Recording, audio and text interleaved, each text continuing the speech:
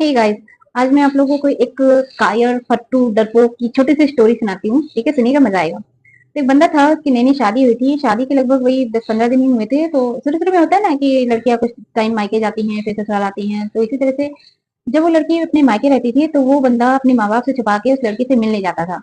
ठीक है, तो यहाँ पे आप लोग बोलेंगे कि अरे इतना अच्छा लड़का था अपने, लेकिन वही एक सवाल बनता है कि भाई अपनी वाइफ से मिलने जाता था तो उसे अपने पेरेंट्स से छुपाने की क्या जरूरत थी। ठीक है, तो बहुत सारे लोग ये कहेंगे कि भाई नया नया रिश्ता था। चलो ठीक है, इस चीज को मान लेते हैं, आगे सुनिए क्या हुआ।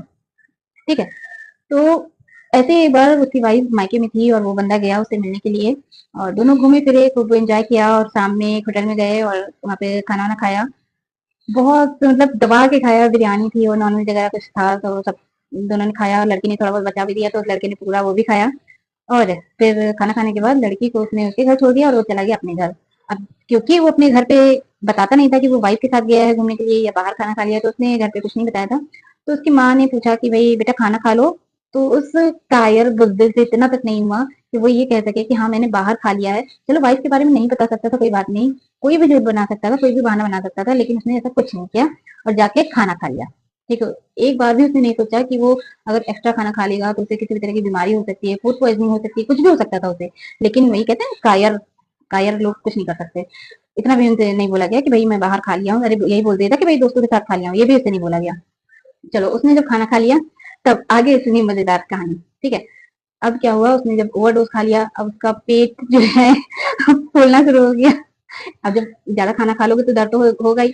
फिर उसकी वाइफ ने बाद में फोन किया कि तुम पहुंच गए मतलब हाल चाल पूछने के लिए। तो उसने बोला कि अरे तुम मुझसे बात मत करो, तुम्हारी वजह से मुझे इतना सारा खाना खाना पड़ गया। तो पूछने लगी कि भाई क्या हो गया। तो उसने बताया कि भाई मैं घर पे बता कर नहीं जाता हूँ तुमसे मिलने के लिए, और मैं यहाँ पर आके मम्मी ने मुझे खाना खिला दिया और मैंने खाना खा लिया। तो उसकी वाइफ हंसने लगी, बहुत हंसी बहुत हंसी, और उसने मतलब बोला भी कि तुम कुछ भी झूठ बोल सकते थे, तुम्हें खाने की क्या जरूरत थी।